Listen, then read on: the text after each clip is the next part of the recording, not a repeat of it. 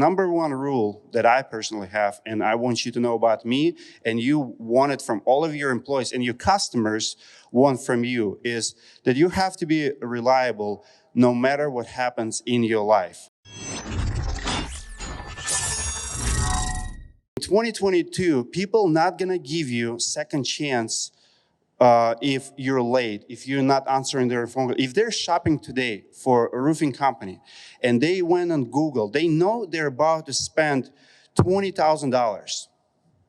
I like how Chuck described it yesterday. You will hear him speak in a second. He said he does his research and he already knows who he's gonna buy from. And the job of the person who shows up for appointment is not to screw it up. If you know, like you want to buy Mercedes-Benz, for example, right? And I've experienced many times.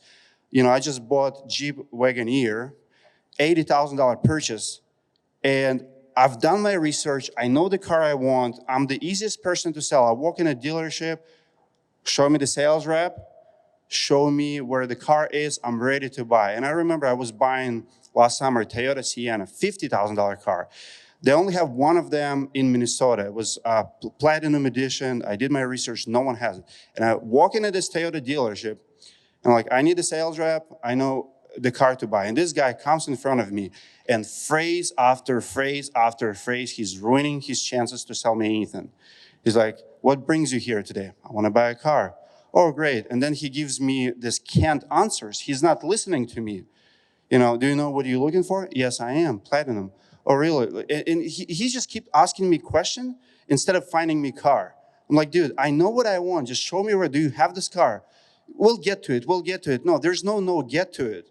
I want to know if you have this car on the lot or not. I came here to buy this model. And so often people just don't get it. I want you to understand that if you're not reliable, when people call you, when a company does not answer immediately, I'm talking about like right here, right now, what happens? They're like, okay, you don't want my business. They call other company. If they call other company, that company will show up at estimate, and you call them back. Do they want to do business with you? No, because you were not, for them, you were not reliable. I want to share a story with you. There's two guys. They're both black. One of them is absolute loser. Not going to mention his name. Another one is the most successful person I know. His name is Rodney Webb. In 2020, we're doing conference in Orlando, and one of them is breakout speaker, and another one is my keynote speaker. Rodney Webb is a keynote speaker. It's COVID. He's older guy now. He's about, he's ready to retire. He's done really well for himself. And he showed up. He did a keynote, and Kareem, oh, sorry, I say that name. That other guy did not show up. He did not, it never happened to me, but we have 15 speakers, no show, no call for speaker. I don't know what kind of work ethic you have, but to do that stuff, like Chuck and me would talk probably 3 times on messages, like, Chuck, do you want to come? Yeah, and then he shows up. Usually people are, in this world and on this side of business, speakers, they're super reliable. You just know they're going to be there. This guy, we're at the conference, we have his room, so I call him, and honestly, guys, when I start digging into it, like, why didn't he come? It was excuse after excuse. One of the excuses he told us, literally in text message, because it got heated. I'm like, dude, you're letting me down. One of the excuses, he said this, can't make this up.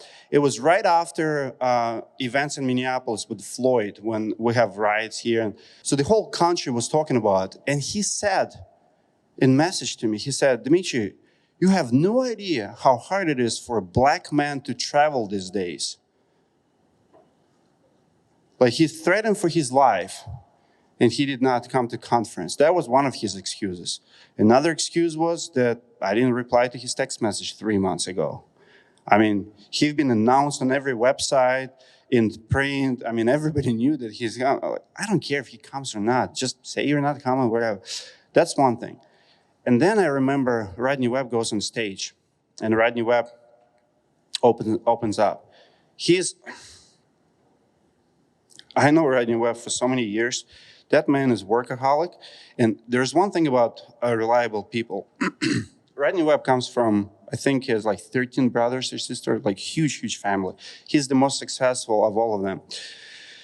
That week, his brother died a couple days ago. I want you to think about it. And he got very emotional on the stage. I mean, now you have private jet, you don't need money, you can retire. You're not only a millionaire. I mean, the guy has like 6 cars, like anything from Bentley, Ferrari, whatever. Your brother dies. You have every excuse in the world not to show up at the stage. Who would judge Rodney Webb not show up to speak? A few days your brother died. But here's the thing. This is the difference between successful people and not successful people. Because people like them, no matter what happens in your life, I've done some crazy stuff. Like, I don't have like drinking problem per se, but my team knows, even if I drink until 4 in the morning and I speak at 7, I will show up. They don't have to come and wake me up. They don't have to like motivate me. At our conference last year, we have sauna outside, and at 6 o'clock, we actually hired volunteers to fire up that sauna at 6 in the morning. We have this award ceremony. We spent $60,000 on. The party went to 2, 3 in the morning, and people were supposed to show up, start the sauna, and then 7 o'clock start the workout. And then 5 a.m., I'm getting text message, there's no one there.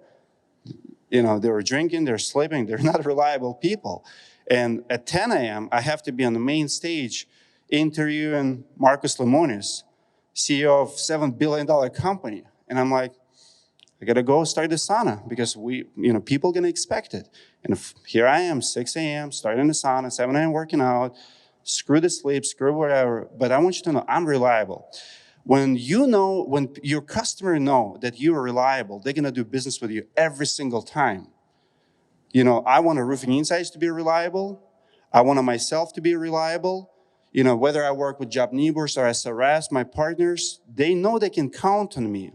Do your customer, and I'm telling you this, people read other people. When I meet people, like even in this room, when I go for a drink, I can tell you within a couple of minutes if you're reliable or not a reliable person. You can't hide it. If you always coming up with excuses, even among your employees, you're always going to have an employee who's always like before 8 at work, and you have employees who are always 15 minutes later. Reliable, not reliable. You want any job, you want to be reliable.